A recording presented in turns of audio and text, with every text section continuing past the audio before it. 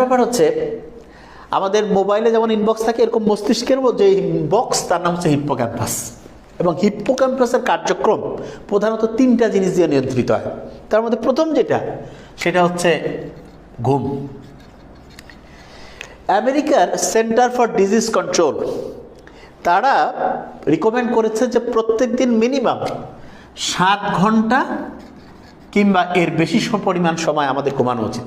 এবং তার সাথে আরেকটা জিনিসের উপরে গুরুত্ব দেওয়া হচ্ছে, সেটা কি, আমাদের ঘুমানো উচিত পাক ভারত উপমহাদেশের ক্ষেত্রে রাত 9টা থেকে ভোর 3টা-4টা পর্যন্ত। কেন?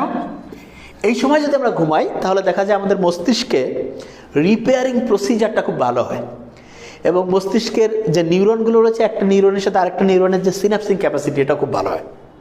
এবং এখানে আরেকটা জিনিস বলে রাখি, রাসূল সাল্লাল্লাহু আলাইহি ওয়াসাল্লামের সেই হাদিসটা নিশ্চয়ই মনে রয়েছে যে এশার বেতের নামাজের পরে উনি ঘুমিয়ে যাওয়াকে খুব পছন্দ করতেন।